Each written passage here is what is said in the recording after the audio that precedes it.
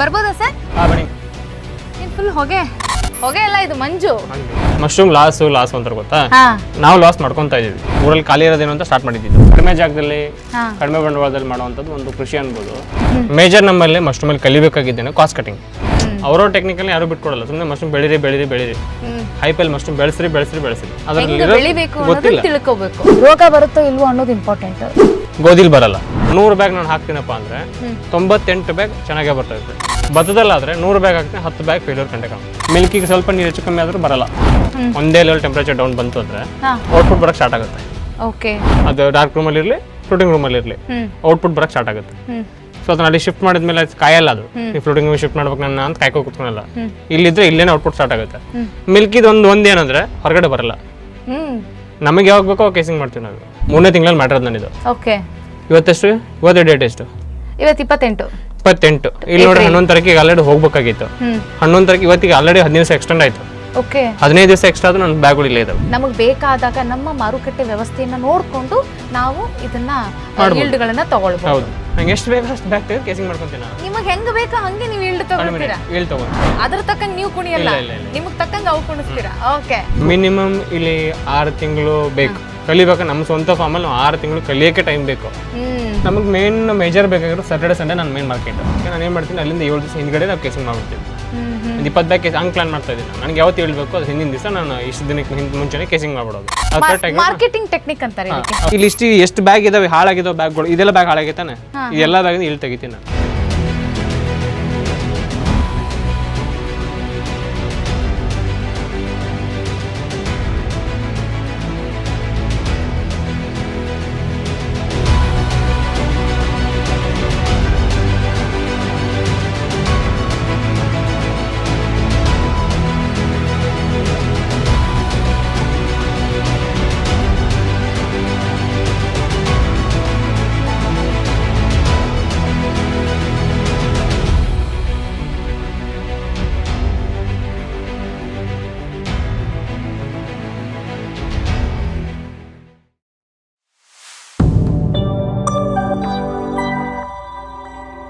ನಮಸ್ಕಾರ ರೈತ ಬಾಂಧವರೇ, ಗುಡ್ ಮೈನ್ಸ್ ಯೂಟ್ಯೂಬ್ ಚಾನಲ್ಗೆ ಸ್ವಾಗತ.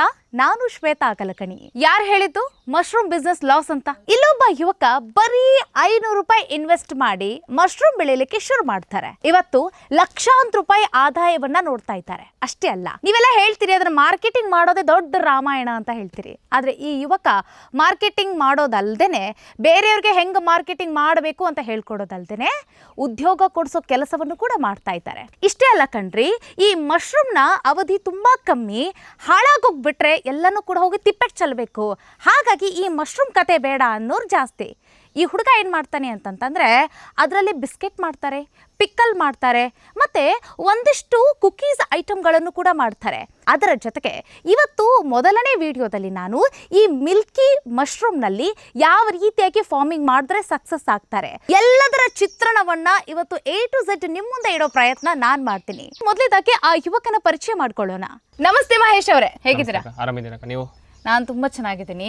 ಮೊದಲೇದಾಗಿ ನಿಮ್ಮ ಪರಿಚಯ ಮಾಡಿಕೊಡಿ ನಮ್ಮ ವೀಕ್ಷಕರಿಗೆ. ನಮಸ್ಕಾರ ವೀಕ್ಷಕರೇ, ನನ್ನ ಹೆಸರು ಮಹೇಶ್ ಹನುಮಂತ್ ಕೋಲೂರು ಅಂತೇಳಿ. ನಮ್ಮೂರು ಮೂಲತಃ ಬಂದು ಎಡಳಿಂಗಳಿಗೆ ಬಾಗಲಕೋಟೆ ಜಿಲ್ಲೆಯಲ್ಲಿ ಬರುತ್ತೆ. ನಾವು ಇದೇನು ಸ್ಟಾರ್ಟ್ ಮಾಡಿದ್ದೀವಿ ಅಂದರೆ, ಊರಲ್ಲಿ ಖಾಲಿ ಇರೋದೇನು ಅಂತ ಸ್ಟಾರ್ಟ್ ಮಾಡಿದ್ದು. ಖಾಲಿ ಇರೋದೇನು ಅಂತ ಸ್ಟಾರ್ಟ್ ಮಾಡಿರೋದು ಇವಾಗ ಈ ಲೆಕ್ಕಕ್ಕೆ ಬೆಳೆದು ನಿಂತಿದೆ.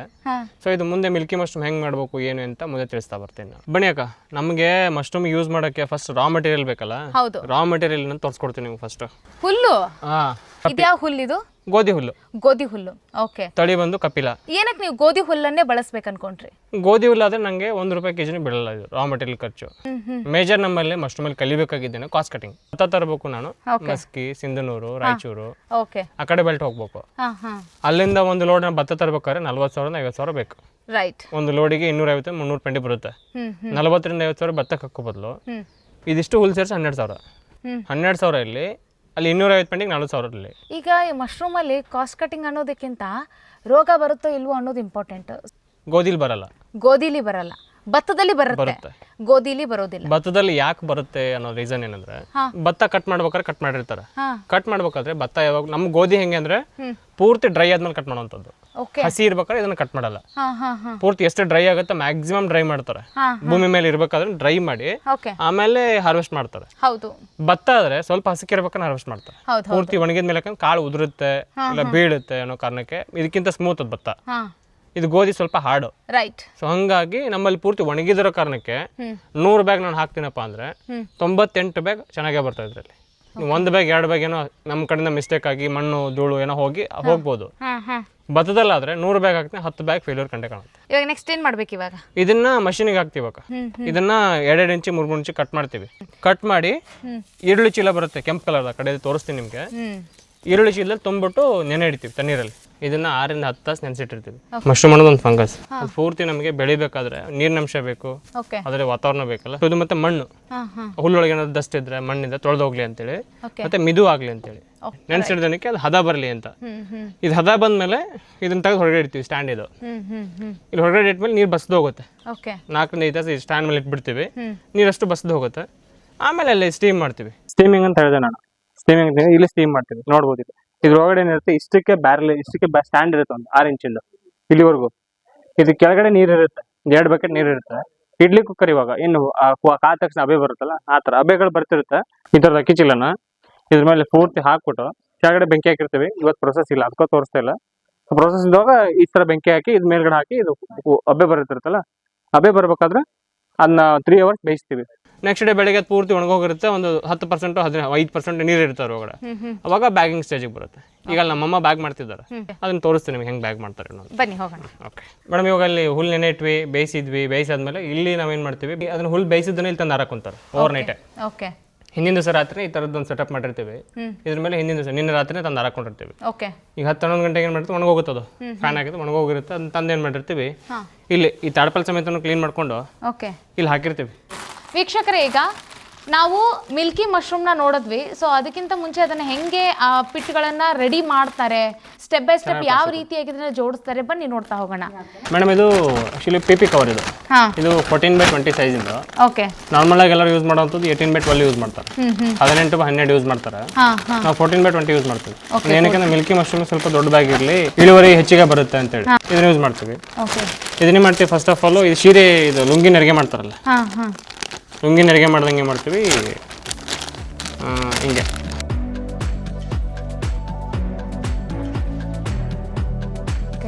ಇದು ಫೋಲ್ಡ್ ಮಾಡ್ಬಿಟ್ಟು ಈಗ ರಬ್ಬರ್ ಬ್ಯಾಂಡ್ ಹಾಕಿರ್ತೀವಿ. ಇದಾಯ್ತು.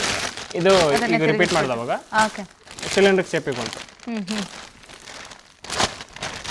ಸೊ ಅದೇನಕ್ಕೆ ಹಂಗೆ ಮಾಡಿದ್ದು ನೀವು? ಆ ಥರ ಕರು ಮಾಡಿಬಿಟ್ಟು ಆ ಥರದನ್ನ ಏನಕ್ಕೆ ಕಾರಣ ಏನು?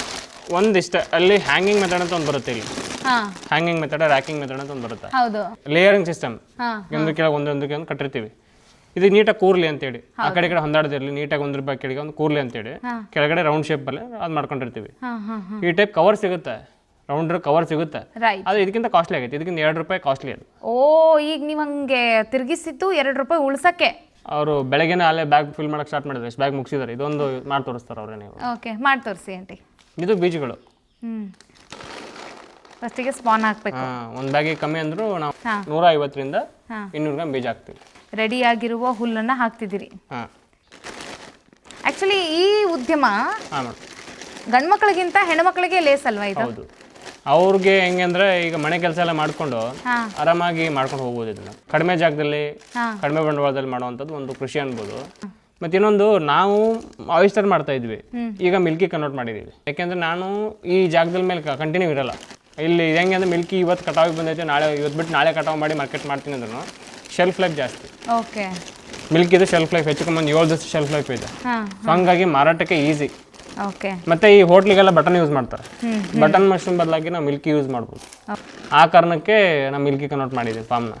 ಒಟ್ಟು ಎಷ್ಟು ಸ್ಟೆಪ್ಗಳನ್ನ ನೀವು ಹಾಕಬೇಕಾಗುತ್ತೆ? ಅಷ್ಟು ಸ್ಪಾನ್ 5ರಿಂದ 6 ಸ್ಟೆಪ್ ಹಾಕ್ತೀವಿ. 5ರಿಂದ 6. ಆಯಿಸ್ಟರಲ್ಲಿ ಏನಿಲ್ಲ, ನಾವು ಇದರಲ್ಲೇ ಆಯಿಸ್ಟರ್ ಬ್ಯಾಗ್ ಹೆಂಗೆ ಅಂದರೆ ಸೈಡ್ ಮಾತ್ರ ಬೀಜ ಹಾಕ್ತೀವಿ, ಮಿಡಲ್ ಬೀಜ ಹಾಕಲ್ಲ.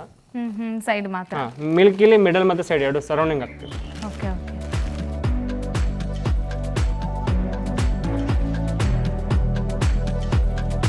ಒಟ್ನಲ್ಲಿ ಇದಕ್ಕೆ ಸ್ಪಾನ್ ಜಾಸ್ತಿ ಬೇಕಾಗುತ್ತೆ ಅಂತ ಮಿಲ್ಕಿಗೆ ಜಾಸ್ತಿನೇ ಮೇಡಮ್ ಆ್ಯಕ್ಚುಲಿ. ಮಿಲ್ಕಿಗೆ ಅದಕ್ಕೆ ನೀವು ಬ್ಯಾಗೇ ದೊಡ್ಡ ತೊಗೊಂಬಂದ್ಬಿಟ್ಟಿದ್ದೀರಾ. ಎಷ್ಟು ಅದು ಕಾಸ್ಟ್ ಎಷ್ಟು ಅದೊಂದು ಬ್ಯಾಗಿಗೆ? 50 ರಿಂದ 75 ಪೈಸೆ ಬೀಳುತ್ತದೆ. ಬಲ್ಕ್ ತಗೋಬೇಕು.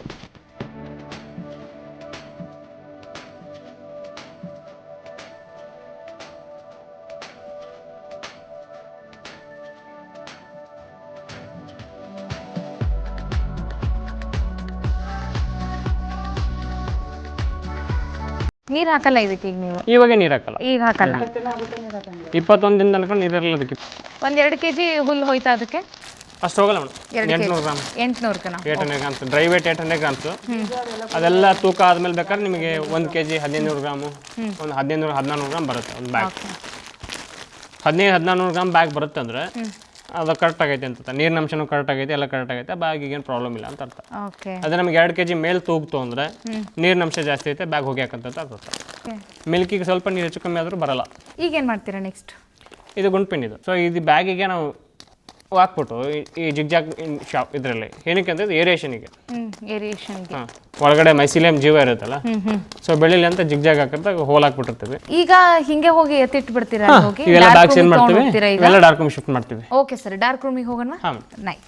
ಈ ಮಿಲ್ಕಿ ಮಶ್ರೂಮ್ ರೆಡಿ ಮಾಡಬೇಕು ಅಂತಂದ್ರೆ ಪ್ರಥಮ ಹಂತದ ಕೆಲಸ ಹೇಗಿತ್ತು ಅನ್ನೋದನ್ನ ನೀವು ನೋಡಿದ್ರೆ, ಅದು ಯಾವ ರೀತಿಯಾಗಿ ಪಿಟ್ಗಳನ್ನ ತಯಾರು ಮಾಡಿದ್ರು ಮತ್ತು ಅದಕ್ಕೆ ಏನೇನೆಲ್ಲ ಬೇಕು ಅಂಶಗಳು ಎಲ್ಲವನ್ನು ಕೂಡ ಹಾಕಿದ್ರು. ಈಗ ಅದನ್ನ ಡಾರ್ಕ್ ರೂಮ್ಗೆ ತೆಗೆದುಕೊಂಡು ಹೋಗ್ತಾ ಇದ್ದೀವಿ. ಬನ್ನಿ ಡಾರ್ಕ್ ರೂಮ್ ಎಕ್ಸಾಕ್ಟ್ಲಿ ಹೇಗಿದೆ ಅನ್ನೋದನ್ನ ತೋರಿಸ್ತೀನಿ. ಬರ್ಬೋದಾ ಸರ್? ಬನ್ನಿ ಮೇಡಮ್. ಏನು ಫುಲ್ ಹೊಗೆ ಹೊಗೆ ಅಲ್ಲ, ಇದು ಮಂಜು. ಮಂಜು ಏನ್ ಸರ್ ಇದು ಡಾರ್ಕ್ ರೂಮ್ ಅಂತ ಹೇಳಿದ್ರಿ, ಇಷ್ಟು ಕಲರ್ಫುಲ್ ಆಗಿ ರೆಡಿ ಮಾಡಿದ್ರಿ, ಏನ್ ಕತೆ? ಆಕ್ಚುಲಿ ಇದು ಡಾರ್ಕ್ ರೂಮ್ ಅಲ್ಲ ಮೇಡಮ್, ಡಾರ್ಕ್ ರೂಮ್ ಬರೋದು ಒಳಗಡೆ ಇದೆ. ಇದು ಫ್ಲೂಟಿಂಗ್ ರೂಮ್ ಇದು. ಫ್ರೂಟಿಂಗ್ ಅಂದ್ರೆ ಮಶ್ರೂಮ್ ಹೊರಗಡೆ ಬರುವಂತ ಜಾಗ ಇದು. ಮಶ್ರೂಮ್ ಒಳಗಡೆ ಬೆಳೆಯುವಂತ ಜಾಗ ಆ ಕಡೆ ಇದೆ. ಓಕೆ, ಮಶ್ರೂಮ್ ಹೊರಗಡೆ ಫೈನಲ್ ಸ್ಟೇಜ್ ಇದು. ಹೌದು, ಹೊರಗಡೆ ಕಟಾವಿಗೆ ಬರೋ ಸ್ಟೇಜ್ ಏನಿರುತ್ತೆ ಆ ಸ್ಟೇಜಿಗೆ ಬೇಕಾಗಂತ ರೂಮ್ ಇದು. ಓಕೆ, ಇಲ್ಲಿ ಯಾವಾಗ್ಲೂ ವೆದರ್ ಹಿಂಗೆ ಇರುತ್ತೆ, ಯಾವಾಗ್ಲೂ ಒಂಥರ ಕೈಲಾಸ ಪರ್ವತದಾಗ ಏನೋ ಹೊಗೆ ಇರ್ತದೆ ಹಂಗೆ ಹಿಂಗೆ ಇರ್ತದೆ ಇಲ್ಲಿ ಯಾವಾಗ್ಲೂ. ಓಕೆ, ಬನ್ನಿ ಮೊದಲನೇದಾಗಿ ಡಾರ್ಕ್ ರೂಮಿಗೆ ಹೋಗಿ ಬರೋಣ. ಅಲ್ಲಿ ಏನ್ ಬ್ಯಾಗ್ ಮಾಡಿದ್ವಿ ನಾವು, ಇಲ್ಲಿ 21 ದಿನ ಕಾಲ ಇಲ್ಲಿ ಇಡ್ತೀವಿ. ಇಲ್ಲಿ ಇಡೋಣ ಇವಾಗ 21 ದಿನ. ನಮಗೆ ಇದು ಬೆನಿಫಿಟ್ ಏನಂದ್ರೆ, ಆಯಿಸ್ಟರ್ ಅಲ್ಲಿ ನಮ್ಗೆ ಹೆಂಗಂದ್ರೆ 21 ದಿನ ಅಥವಾ 15 ದಿನದ ಮೇಲೆ ಒಂದೇ ಲೆವೆಲ್ ಟೆಂಪರೇಚರ್ ಡೌನ್ ಬಂತು ಅಂದ್ರೆ ಔಟ್ಪುಟ್ ಬರಕ್ಕೆ ಸ್ಟಾರ್ಟ್ ಆಗುತ್ತೆ. ಓಕೆ, ಅದು ಡಾರ್ಕ್ ರೂಮಲ್ಲಿ ಇರಲಿ ಫ್ಲೂಟಿಂಗ್ ರೂಮಲ್ಲಿ ಇರಲಿ. ಸೊ ಅದನ್ನ ಅಲ್ಲಿ ಶಿಫ್ಟ್ ಮಾಡಿದ್ಮೇಲೆ ಕಾಯಲ್ಲ, ಅದು ಈ ಫ್ಲೂಟಿಂಗ್ ರೂಮ್ ಶಿಫ್ಟ್ ಮಾಡ್ಬೇಕು ನನ್ನ ಅಂತ ಕಾಯ್ಕೋ ಕುತ್ಕೊಳಲ್ಲ. ಇಲ್ಲಿದ್ರೆ ಇಲ್ಲೇನೆ ಔಟ್ಪುಟ್ ಸ್ಟಾರ್ಟ್ ಆಗುತ್ತೆ. ಮಿಲ್ಕಿದು ಒಂದೇನಂದ್ರೆ ಹೊರಗಡೆ ಬರಲ್ಲ. ನಮಗೆ ಯಾವಾಗ ಬೇಕೋ ಕೇಸಿಂಗ್ ಮಾಡ್ತೀವಿ ನಾವು. ಹೌದು, ಹೆಂಗ್ ಕೇಸಿಂಗ್ ಅಂದ್ರೆ ಇದು ನೋಡ್ರಿ, ಇದ್ಮೇಲೆ ಡೇಟ್ ಐತೆ. ಎಷ್ಟನೇ ತಾರೀಕು? 23 ಮೂರನೇ ತಿಂಗಳಲ್ಲಿ ಮ್ಯಾಟರ್ ನನ್ನಿದು. ಓಕೆ, ಇವತ್ತೆಷ್ಟು? ಇವತ್ತು ಡೇಟ್ ಎಷ್ಟು? ಇವತ್ತು 28. ಇಲ್ಲಿ ನೋಡಿ 11 ತಾರೀಕಿಗೆ ಆಲ್ರೆಡಿ ಹೋಗ್ಬೇಕಾಗಿತ್ತು. 11 ತಾರೀಕು ಇವತ್ತಿಗೆ ಆಲ್ರೆಡಿ 15 ದಿವಸ ಎಕ್ಸ್ಟೆಂಡ್ ಆಯ್ತು. ಓಕೆ, 15 ದಿವಸ ಎಕ್ಸ್ಟ್ರಾ ಆದ್ರೂ ನನ್ನ ಬ್ಯಾಗ್ಗಳು ಇಲ್ಲೇ ಇದಾವೆ. ಅದೇನೋ ಹೇಳ್ತಾರೆ, ಒಂದ್ ಸ್ವಲ್ಪ ಹೆಚ್ಚು ಕಮ್ಮಿ ಆಗ್ಬಿಟ್ರೆ ದಿನಾಂಕ ಅದು ಏನಂತಾರೆ, ಅದು ಕೊಳಿಲಿಕ್ಕೆ ಶುರು ಆಗುತ್ತೆ, ರೋಗ ಬರುತ್ತೆ ಅಂತ ಹೇಳ್ತಾರೆ. ಆಯಿಸ್ಟರ್ ಅಲ್ಲಿ ಆಗುತ್ತೆ. ಮಿಲ್ಕಿ ನನ್ನ ಬ್ಯಾಗ್ ಇದೆಯಲ್ಲ ಇಲ್ಲಿ ನೋಡಿ. ಓಕೆ, ಎಲ್ಲ ಡೇಟ್ಗಳು ಇದಾವೆ. ಓಕೆ, 23/11 ಅದು ನೋಡ್ರಿ, ಇನ್ನು 6/3 27/3ಕ್ಕೆ 27/3ಕ್ಕೆ ಶಿಫ್ಟ್ ಆಗ್ಬೇಕಾಗಿತ್ತು. ಓಕೆ, ಇನ್ನು ಶಿಫ್ಟ್ ಮಾಡಿಲ್ಲ ನಾನು ಅದನ್ನ. ಅದಕ್ಕೆ ಏನೂ ಆಗಲ್ಲ, ಬ್ಯಾಗಿಗೆ ಏನಾಗುತ್ತೆ, ಮೆಚೂರ್ ಆಗುತ್ತೆ ಅಷ್ಟೇನೆ. ಅಲ್ಲಿ ಹೊರಗಡೆ ಔಟ್ಪುಟ್ ಬೇಗ ಬರುತ್ತೆ. ಕೇಸಿಂಗ್ ಮಾಡಿದ್ ಯಾಕಂದ್ರೆ 21 ದಿನಕ್ಕೆ ನೀವು ಕೇಸಿಂಗ್ ಮಾಡಿದ್ರೆ ಅದು ಅಲ್ಲಿಂದ 15 ದಿನ ಬೇಕು ಔಟ್ಪುಟ್ ಬರಕ್ಕೆ. ಓಕೆ, ಇದಕ್ಕೂ ಕೇಸಿಂಗ್ ಮಾಡ್ರಿ ವಿತಿನ್ 4-5 ಡೇಸ್ ಒಳಗಡೆ ನಮಗೆ ಪಿನಟ್ ಸ್ಟಾರ್ಟ್ ಆಗಿರ್ತದೆ. ಸೊ ಹಂಗಂದ್ರೆ ನೀವು ಬೇಕು ಅಂತಾನೆ ಹೆಚ್ಚು ದಿನ ಇಲ್ಲಿ ಇಡ್ತೀರಾ? ಓಕೆ, ಅಲ್ಲಿ ಬೇಗ ಈಲ್ಡ್ ಬರಲಿ ಅಂತ, ಮೆಚೂರ್ ಆಗಲಿ ಅಂತ ಹೇಳಿ. ಓಕೆ, ಮತ್ತೆ ಇನ್ನೊಂದು ಏನಂದ್ರೆ ನಮಗೆ ಮೇನ್ ಮೇಜರ್ ಬೇಕಾಗಿರೋ ಸ್ಯಾಟರ್ಡೆ ಸಂಡೇ ನನ್ನ ಮೇನ್ ಮಾರ್ಕೆಟ್. ನಾನು ಏನು ಮಾಡ್ತೀನಿ, ಅಲ್ಲಿಂದ 7 ದಿವಸ ಹಿಂದ್ಗಡೆ ನಾವು ಕೇಸಿಂಗ್ ಮಾಡ್ಬಿಡ್ತೀವಿ. ಒಂದು 20 ಬ್ಯಾಗ್ ಕೇಸ್ ಹಂಗೆ ಪ್ಲಾನ್ ಮಾಡ್ತಾ ಇದ್ದೀನಿ ನಾನು. ನನಗೆ ಯಾವತ್ತು ಹೇಳ್ಬೇಕು ಅದ್ರ ಹಿಂದಿನ ದಿವಸ ನಾನು ಇಷ್ಟು ದಿನಕ್ಕೆ ಮುಂಚೆನೇ ಕೇಸಿಂಗ್ ಮಾಡ್ಬಿಡೋದು. ಮಾರ್ಕೆಟಿಂಗ್ ಟೆಕ್ನಿಕ್ ಅಂತಾರೆ ಇದಕ್ಕೆ. ಓಕೆ, ಅಷ್ಟಕ್ಕೆ ನಾವು ಕೇಸಿಂಗ್ ಮಾಡ್ಬಿಡ್ತೀವಿ. ನಮ್ಗೆ ಯಾವಾಗ ಬೇಕೋ ಕರೆಕ್ಟಾಗಿ ಈಲ್ಡ್ ಬಂದ್ಬಿಡುತ್ತೆ. ಮಿಲ್ಕ್ ಇಲ್ಲಿದ್ ಬೆನಿಫಿಟ್. ಓಕೆ, ಆಯಿಸ್ಟರ್ಲಿ ಹಂಗಲ್ಲ. ಆಯಿಸ್ಟರ್ಲಿ ಹಂಗಂದ್ರೆ ಇವತ್ತು ಮಾಡಿದ್ವಪ್ಪ ಬ್ಯಾಗ್, ಇವತ್ತಿಂದ 22ನೇ ದಿವಸ 23ನೇ ದಿವಸಕ್ಕೆ ನೀ ಏನೇ ಮಾಡೋದು ಹೊರಗಡೆ ಬರುತ್ತೆ ಔಟ್ಪುಟ್. ಅದು ಬಂತು ಅಂದ್ರೆ ಮಾರ್ಕೆಟ್ ಇತ್ತು ಅಂದ್ರೆ ಓಕೆ. ಈಗ ನಂಗೆ ಸ್ಯಾಟರ್ಡೆ ಬರೋ ಬದಲು ನಾವು ಹೋಗಿ ಮಂಗಳವಾರ ಬಂದ್ರೆ ಏನು ಉಪಯೋಗ ನನಗೆ? ಆಯಿಸ್ಟರ್ಲಿ ಅದೊಂದು ನಮಗೆ ಬೇಕಾದಾಗ ನಮ್ಮ ಮಾರುಕಟ್ಟೆ ವ್ಯವಸ್ಥೆಯನ್ನ ನೋಡ್ಕೊಂಡು ನಾವು ಇದನ್ನ ಈಲ್ಡ್ಗಳನ್ನ ತಗೊಳ್ಬಹುದು. ಹೌದು, ಇದ್ರಲ್ಲಿ ಒಂದೇ ದಿವಸ ನಾವು ಏನ್ ಮಾಡ್ತೀವಿ, ಇದು ರೂಮ್ ನಮ್ಗೆ ಖಾಲಿ ಅನ್ಸುತ್ತೆ ನೋಡಿ. ಇದು 10/12 ಇರೋದು, ಇದು 10/12 ಇದೆ. ಅರೌಂಡ್ 1000 ಬ್ಯಾಗ್ಸ್ ಕೂರುತ್ತೆ ಇಲ್ಲಿ. 1000 ಬ್ಯಾಗ್ಸ್ ಇಷ್ಟೇ ಡಾರ್ಕ್ ರೂಮ್ ಅಲ್ಲಿ. 1000 ಬ್ಯಾಗ್ಸ್ ಕೂರುತ್ತೆ ಅಂದ್ರೆ ಇದನ್ನೇನ್ ಮಾಡ್ತೀವಿ ನಾವು, ಇವತ್ತು ಇದನ್ನೆಲ್ಲ ತಗೊಂಡು ಕೇಸಿಂಗ್ ಮಾಡ್ತೀವಿ. ಅಲ್ಲಿ ಕೇಸಿಂಗ್ ಮಾಡಾದ್ಮೇಲೆ ರೂಮ್ ಡಿಸ್ಇನ್ಫೆಕ್ಷನ್ ಮಾಡ್ತೀವಿ. ರೀಫಿಲ್ಲಿಂಗ್ ಅಂದ್ರೆ 3 ದಿವಸ ರೀಫಿಲ್ಲಿಂಗ್ ಮಾಡ್ತೀವಿ. 3 ದಿನ ರೀಫಿಲ್ಲಿಂಗ್ ಮಾಡೋದು, 3 ಬೇಡ 4 ದಿನದಲ್ಲಿ 2 ಲೇಬರ್ ತಗೊಂಡ್ಬಿಟ್ಟು ಪಡ ಬ್ಯಾಗ್ಗಳು ಹಾಕ್ಬಿಡ್ತೀವಿ. ಓಕೆ, ಅವಾಗ ಅದ್ರ ಅದು ಪಡಿಗೆ ಅದು ರನ್ ಆಗುತ್ತೆ. ನನಗೆ ಎಷ್ಟೆಷ್ಟು ಬ್ಯಾಗ್ ಬೇಕು ಅಷ್ಟು ಬ್ಯಾಗ್ ತೆಗ್ದಾಗ ನಾನು 25 ದಿನ ಆದಮೇಲೆ ನನಗೆ 5 ಬ್ಯಾಗ್ ಬೇಕು 5 ಬ್ಯಾಗ್ ತೆಗೆದು ಕೇಸಿಂಗ್ ಮಾಡ್ತೀನಿ. 10 ಬ್ಯಾಗ್ ಬೇಕು 10 ಬ್ಯಾಗ್ ತೆಗೆದು ಕೇಸಿಂಗ್ ಮಾಡ್ತೀನಿ. ಓಕೆ, ನಂಗೆ ಎಷ್ಟು ಬೇಕು ಅಷ್ಟು ಬ್ಯಾಗ್ ತೆಗೆದು ಕೇಸಿಂಗ್ ಮಾಡ್ಕೊಂತೀನಿ ನಾನು. ನಿಮಗೆ ಹೆಂಗ್ ಬೇಕು ಹಂಗೆ ನೀವು ಈಲ್ಡ್ ತಗೊಳ್ತೀರಾ? ಈಲ್ಡ್ ತಗೊಂತೀನಿ. ಅದ್ರ ತಕ್ಕಂಗೆ ನೀವು ಕುಣಿಯಲ್ಲ, ನಿಮಗೆ ತಕ್ಕಂಗೆ ಅವು ಕುಣಿಸ್ತೀರಾ? ಓಕೆ, ಇಲ್ಲಿ ಇದೆ ಇದನ್ನೇ ಯಾರು ಕಲ್ತಿಲ್ಲ ಅಷ್ಟೇ. ಮಶ್ರೂಮ್ ಲಾಸ್ ಅಂತಾರೆ ಗೊತ್ತಾ, ಹಾ ನಾವು ಲಾಸ್ ಮಾಡ್ಕೊತಾ ಇದೀವಿ. ಹಾ ನಮಗೆ ಬೇಕಾದ ಟೈಮಿಗೆ ನಾವು ಕೇಸಿಂಗ್ ನಾವು ಹೇಳಿದಾರೆ, ನಮಗೆ ಯಾರೊಬ್ರು ಹೇಳಿದಾರೆ 21 ಕೇಸಿಂಗ್ ಮಾಡ್ಬೇಕು ನಾನು ಅಂತ ಹೇಳಿದಾರೆ. ಓಕೆ 21 ಕೇಸಿಂಗ್ ಮಾಡಕ್ಕೆ ನಿಂತ್ಕೊಂಡ್ರೆ ಒಂದೇ ಸರಿ ಇಲ್ಲಿ ಬರುತ್ತೆ. ಹ್ಮ್ ಏನು 100 ಗ್ರಾಮ್ 50 ಗ್ರಾಮ್ ಜಾಸ್ತಿ ಹೆಚ್ಚು ಕಮ್ಮಿ ಆಗ್ಬೋದು ಅಷ್ಟೇ. ಹಾ ಈಲ್ಡಲ್ಲಿ ಒಂದು 50 ಗ್ರಾಮ್ ಕಮ್ಮಿ ಬರ್ಬೋದು, 50 ಗ್ರಾಮ್ ಹೆಚ್ಚಿಗೆ ಬರ್ಬೋದು. ಅದು ಪೂರ್ತಿ ಲಾಸ್ ಅಂತ ಆಗಲ್ಲ. ರೈಟ್. ಅದು ನಮಗೆ ಗೊತ್ತಿರಲ್ಲ. ಮಾಡೋರಿಗೆ ಎಜುಕೇಶನ್ ಕರೆಕ್ಟಾಗಿ ಕೊಟ್ರೆ, ಎಜುಕೇಶನ್ ಯಾರು ಕರೆಕ್ಟಾಗಿ ಕೊಡ್ತಾರೆ ಅವ್ರಿಗೆ ಗೊತ್ತಿರುತ್ತೆ ಅದ್ರ ಎಜುಕೇಶನ್ ಏನು ಅಂತ. ಅವರು ಇದನ್ನ ಯಾರು ಬಿಟ್ಕೊಡಲ್ಲ, ಅವರ ಟೆಕ್ನಿಕಲ್ ಯಾರು ಬಿಟ್ಕೊಡಲ್ಲ. ಸುಮ್ಮನೆ ಮಶ್ರೂಮ್ ಬೆಳೀರಿ ಹೈಪಲ್ಲಿ ಮಶ್ರೂಮ್ ಬೆಳೆಸ್ರಿ ಅದ್ರಲ್ಲಿ ಗೊತ್ತಿಲ್ಲ. ತಿಳ್ಕೋಬೇಕು. ಮಿನಿಮಮ್ ಇಲ್ಲಿ 6 ತಿಂಗಳು ಬೇಕು ಕಲಿಬೇಕು. ನಮ್ಮ ಸ್ವಂತ ಫಾರ್ಮಲ್ಲಿ 6 ತಿಂಗಳು ಕಲಿಯೋಕೆ ಟೈಮ್ ಬೇಕು.